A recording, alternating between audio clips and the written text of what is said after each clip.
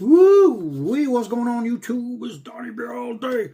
So prior to my last illegal YouTube strike that they should not have given me, I filmed a video talking about the difference between the ninja and the shinobi, but it never made it up. So here it is. We should talk about ninja. Like real ninja, and the difference between actual ninja and like real ninja and movie ninja. And it's a big thing because when we live in a world that's surrounded and filled with Hollywood, we tend to adopt those things as fact. Like, let's take the movie Titanic. Terrible. The movie Titanic. They're standing behind a cage. First of all, they say, iceberg!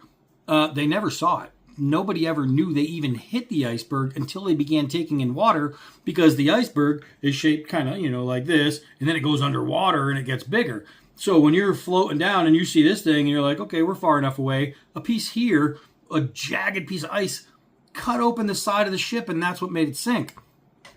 But not in the movie. In the movie, it's so dramatic. And then they're just give us a chance, and they're locked behind this gate, except that gate in real life didn't lock, and they all had an equal chance. They weren't stuffed down there. They just needed to get the women on the boat first, women and children type thing.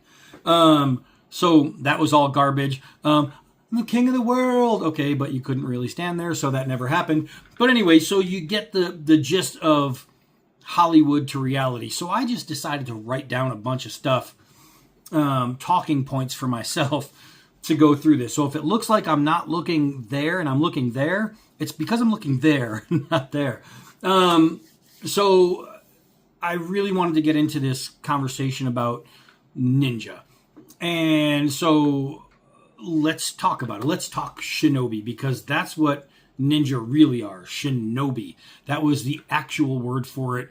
In feudal Japan, shinobi were primarily spies. They would work in sabotage. They would work as scouts. They were information getters. The black pajama ninja came from Hollywood. It's a Hollywood costume, and it started from like Japanese plays, right? You see the geishas, hibachi theater. That's where it came from. And I only have talking points over here, so I'm trying to fill everything in. But one of the things about ninja, and you talk about ninjutsu. Ninjutsu is a real thing. It's the real art of the shinobi. The problem is when you watch movies and you're watching ninjutsu. Ninjutsu was amazing. Ninjutsu was deadly as hell. However, ninjutsu, it wasn't a combat system. It wasn't a system of invisibility fighting or invisible fighting. It was more of a combination between like James Bond espionage tactics and Bear Grylls survival skills. You know what I mean? It's literally, that's what it is. It's a combo of that. They wore civilian clothes, right? And they wore civilian clothes that match where they were going. So if they were in the city, they'd wear some kind of suit to blend in. If they were in like some kind of holy place, they would wear robes among the monks in temples and things like that. If they were around farmers, they'd wear crop picking clothes, right? They would blend in everywhere they were. They were master blenders, and they operated invisibly in plain sight, not invisibly in the shadows like movie pajama ninjas. They were generally avoided combat. Remember, these guys were out gathering information. They needed to get the information and get home alive. This wasn't just a free-for-all where I'm going to go out and I'm going to commit a little espionage and I'm going to steal some information, and as I'm going back with it, I'm going to get into a big sword fight and risk dying, and then somebody pulling that information off me, or the information never getting to where it needed to go. So that's what they did. It was get the information, go home. And instead of swords and shuriken, some stars, most of the tools that they would carry as weapons were like rope, fire starters, poisons, things like that. So if they needed to escape, okay, I got a rope. If they needed to cause a distraction, I'm going to light a fire.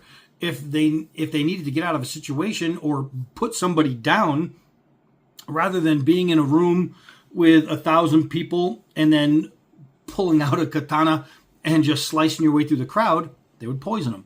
Invisible. And then they'd chill and walk right out like nothing ever happened. So that was the big difference. It wasn't a hand-to-hand combat. It was mental combat, and it was the ability to combat the situation. And they wanted to do so without drawing attention to themselves. Otherwise, they'd have been crappy ninjas or shinobi. So that was another big thing. The difference between like Jason Bourne and Shinobi is Bourne was like a government recruited spy, where the ninja were recruited by like Iga or Koga, which is like warlords, like gangsters, right? So if I am part of one faction, one gang, and I needed information from another one, or even from the government or something, I would hire somebody. I would recruit somebody. I would personally pay to train somebody just to be able to go out, blend in, get my information, and come back to make me a better warlord, right? To make our gang the better gang.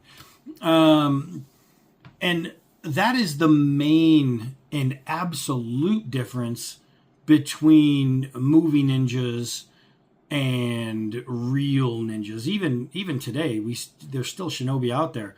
There's still espionage. There's still spies. There's still all that jazz.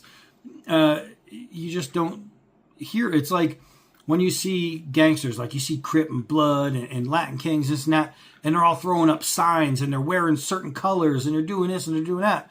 And then they're always followed by the feds. They're always watched out by the cops. The detectives always know who they are. The other gang can see them coming because even if they've never seen the person, they've seen the color, they've seen the rags, they've seen whatever it takes. They've seen the tattoos or the handshakes or just the signs they're throwing up.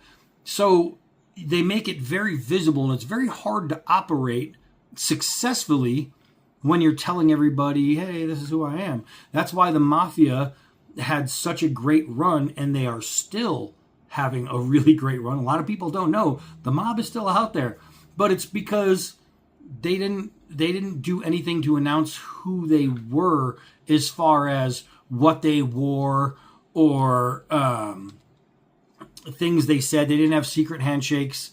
They had code. But it was code for them.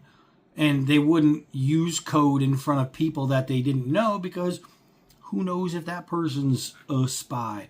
So that's what a big difference is. If you want to know about some actual shinobi, some really badasses, Google yourself Hattori or Hanzo. Hattori is Hattori. Hanzo is Hanzo. But look them up because you can get some really, really great information there. So my other video didn't stick. I am putting out videos. It just doesn't mean they're always going to be seen. But I figure this one has nothing nobody can flag, so I should be safe. That's it. That's it for this one. I am Donnie BLD. Until next video.